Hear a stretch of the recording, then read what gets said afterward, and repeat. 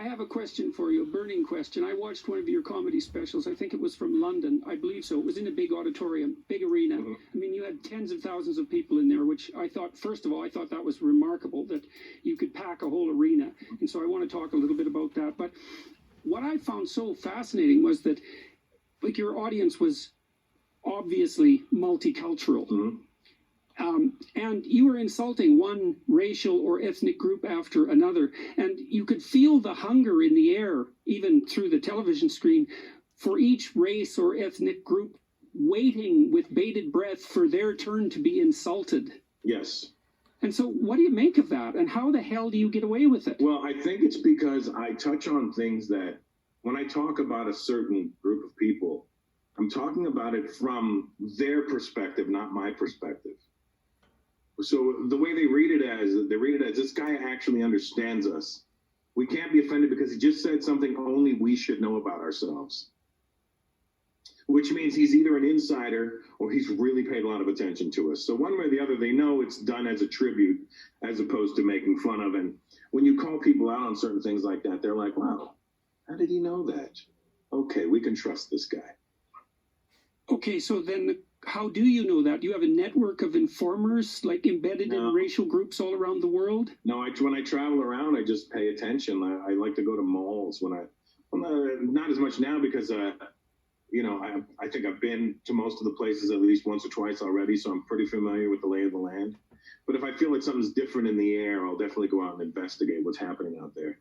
I ask local people just really simple questions, What do these people do here? How are these people treated? Who looks at who is lower and who looks at people as higher? And, and then you figure it out from there. I determine which way I'm going to go with this. Like I was in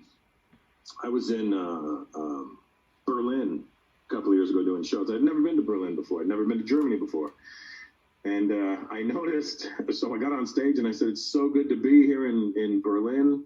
I tried your local cuisine last night. I had no clue you guys were Turkish because I got Turkish food everywhere. I enjoyed the new great German kebab. It was fantastic.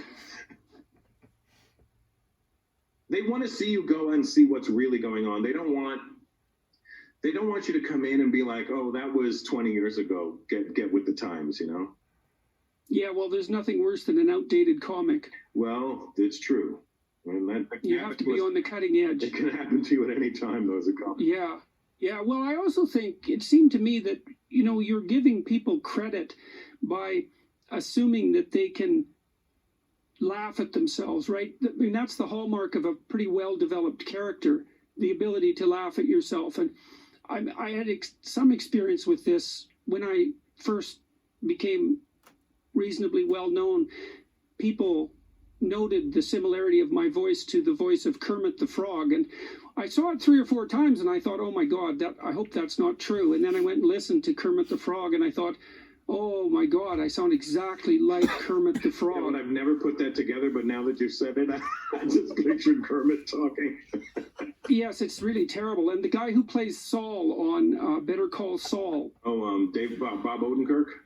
Yes, apparently I sound like him too. But anyways, many people made much of my similarity with Kermit, and then there was a whole Pepe the Frog thing and hundreds of memes, and they were good-hearted.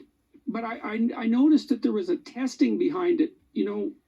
If you make fun of someone and they react badly to it, then you've got some insight into the negative parts of their character. And if you make fun of them and you allow them to laugh at themselves, then you're speaking to the part of them that can transcend their own prejudice and their own narrow-mindedness. And I really felt that in the auditorium, that it was such a relief for your audience to be a place where everybody could make fun of everyone else and no one had to be afraid about it. And it was all capped off by that strange phenomenon that seems so distinctly human, that capacity to laugh, which is completely incomprehensible.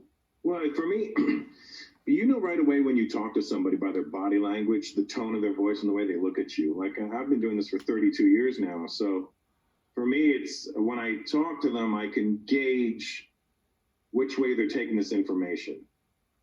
And then I could see if they want to go left on you. And you're like, no, just stay with me. I got you. I can ring them back in. But sometimes you know, get guys, it's usually younger guys that have a bit of an attitude about it. They think they're cool, and they also think they know things, and that's when my fatherly instinct kicks in. I go, "Shut up, kid! Listen, I'm talking right now," you know.